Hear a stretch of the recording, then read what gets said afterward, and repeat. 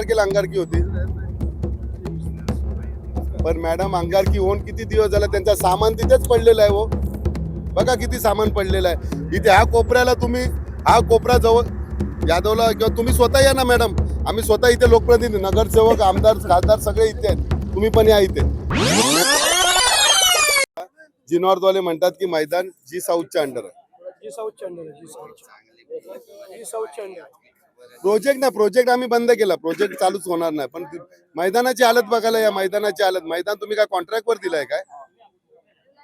किती तारखेला अंगारकी होती? पण मॅडम अंगारकी होऊन किती दिवस झाला, त्यांचा सामान तिथेच पडलेलं आहे. हो बघा किती सामान पडलेलं आहे इथे. ह्या कोपऱ्याला तुम्ही, हा कोपरा जवळ यादवला किंवा तुम्ही स्वतः या ना मॅडम. आम्ही स्वतः इथे लोकप्रतिनिधी, नगरसेवक, आमदार, खासदार सगळे इथे आहेत. तुम्ही पण या इथे. मला माहिती ना मॅडम, 2 मिनिटं या, नंतर हेड ऑफिसला जाऊ. बघा हालत काय बघा त्याची. आम्ही लक्ष देत नाही म्हणून तुम्ही काय, तुमचे ऑफिसर पण लक्ष देत नाही मॅडम, चुकीच्या गोष्ट आहेत. नाही ना हो, कामचं मी सांगत नाही. आतमध्ये बघा त्याची हालत काय, तिथे गोडाऊन करून ठेवलंय प्रत्येकाने. ते बोलतोय तुम्हाला मी. काय गार्डन बद्दल बोलत नाही. गार्डन तर राहू दे, पण त्यांनी त्यांनी आपला सामान आणून ठेवलं इथे. आमची मैदान एवढीच माहिती आहे. आज तुम्ही बघताय, आजच्या सामनामध्ये मी तो सुद्धा वाचलाय, मैदानाचे आरक्षण सुद्धा यांचं सरकार बदलायला चाललंय. आज मला सांगा, हा मोकळा श्वास आहे. इथे मुलं खेळतात आहे, नाही तर मोबाईल मध्ये गुंग होतील आणि वेडे होतील मुलं. मोबाईल मध्ये खेळून मैदाना नसतील तर. आमचं एवढंच म्हणणं आहे की नरदुला टँक मध्ये आम्ही लहानपणापासून इथे खेळलो आहे, इथे प्रॅक्टिस केली आहे, इथेच अभ्यास करायचो आम्ही ह्या गार्डन मध्ये. आज बघा त्या गार्डनची, साने गुरुजी उद्यानाची हालत बघा काय आहे. सगळा भाग, जवळजवळ 25% भाग मेट्रोनी घेतलाय. आता पार्किंग साठी घेतात. मुलं खेळणार कुठे? मुलांना एकतर आता डेव्हलपमेंट झाले, जिथे छोटे छोटे, ज्यांच्या घराजवळ छोटे छोटे मैदान होतं ते सुद्धा नाहीसे झाले. तर मुलं जाणार कुठे खेळायला?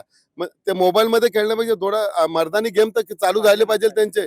मला तर स्पष्ट आमचा म्हणजे आरोप आहे की सुशोभीकरणाच्या नावाखाली सिद्धिविनायक देव आहे. देव बघा, देव आहे. देवानी बरोबर ज्याची त्याची पायरी दाखवली. देवाकडे अहंकार चालत नाही. आम्ही सुद्धा देवाला हेच मानतो की तुझा देव, आम्ही कुठला चांगला गोष्ट असेल तर आम्ही सिद्धिविनायकला पहिला पाया पडून पुढे जातो. परंतु जे ट्रस्टी, आता सध्याचे ट्रस्टी आहेत, ते मनमानी कारभार करतात. लोकांच्या पोटावरती पोटावरती लात मारण्याचं काम चालू आहे. टॅक्सी चालकांचा तिथे स्टँड होता, तो स्टँड सुद्धा ते काढायचं भानगडीत आहे. तुम्ही तुमची सुविधा, बस ठेवा, सगळं ठेवा, गव्हर्नमेंटच्या जेवढ्या सोयीसुविधा आहे त्याचं आम्ही स्वागत करतो. परंतु एखाद्याच्या पोटावरती पाय मारू नका. पोटावरती पाय मारण्याचं काम हे सध्याचं काम चालू आहे. आणि बिचारे ते लोक गेले ना विचारायला, एक ट्रस्टी बोलतो, तू ह्याचा माणूस आहेस, तू त्याचा माणूस. अरे सगळे गणपतीचे माणसं आहेत, असं बोलू नका कोणाचा. ते दिवस रात्र मेहनत करतात त्या टॅक्सीवाले, कुठे चोरीमारी करत नाही. त्यांच्या पोटावरती कुठेतरी आण पाडे. पण आता शेवटी काल मी सातत्याने ऍडिशनल कमिशनर ट्रॅफिकच्या मध्ये बोललो. त्याच्यानंतर विजेंद्रनाथ जे आपले सातारचे मंत्री आहेत, ते सुद्धा बोलले काल त्या ऑफिसरांशी. तेव्हा ते म्हणाले की आम्ही स्थानिक आमदारांनी सुद्धा विरोध दर्शवलाय, तर आम्ही तिथे टॅक्सी स्टँड हलवणार नाही. मी 500 कोटी सुशोभीकरण करण्यासाठी आमचा विरोध नाही, पण लोकांच्या सुविधा, आता इथे खेळण्याचं मैदान आहे, तिथं तुम्ही पार्किंग व्यवस्था करताय, म्हणजे तिथे गाड्यांचं येणं जाणं होणार, कुठेतरी एंट्रन्स होणार, कुठेतरी एक्झिट होणार, तेवढी जागा तर जाणार मैदानाची. ऑलरेडी तुम्ही बघा किती ठिकाणी मेट्रोनी जागा, आता ही असे मैदान बघा तुम्ही गोडाऊन करून ठेवलेलं आहे. दुसरं आम्ही सिद्धिविनायक गव्हर्नमेंटकडे एवढीच प्रार्थना करतो, त्यांच्या शेजारीच इथे पुरुषोत्तम वाडी आहे. गेली 5-10 वर्ष ते लोक बेघर आहेत. जर सिद्धिविनायक मंदिर लोकांना मदत करत असते, कुठे काय पूर आला, कुठे काय हे झालं काय, सगळ्या गोष्टीसाठी सिद्धिविनायक स्वतः पुढे जाते. सिद्धिविनायकांनी यांच्याकडे पैसे मागितले नव्हते.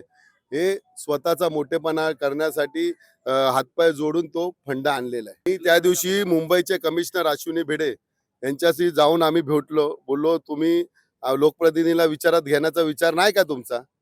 बोललो, मी सातत्याने दाखवलं, मी किती पत्र दिले, त्यांना सांगितलं की याचा आराखडा काय ते आम्हाला सांगा, स्थानिक लोकांशी बोला. पण ते ट्रस्टीनी किंवा गव्हर्नमेंटच्या किंवा बीएमसी म्हाडा एकाने पण सौजन्य दाखवलं नाही अजून आमच्याशी बोलण्याचा. अजून आराखडा नाही आम्हाला माहिती. आराखडा स्थानिक नगरसेवक आहे, यांना सुद्धा आराखडा माहिती नसेल. आमदार म्हणून मला नाही, खासदार म्हणून कोणालाच आराखडा माहिती नाही की 500 कोटीचा खर्च काय करणार आहे. 500 कोटीमध्ये सोन्याचा मुलामोल सगळीकडे लावून, पण 500 कोटी करणार कुठे खर्च हे तरी सांगा आम्हाला.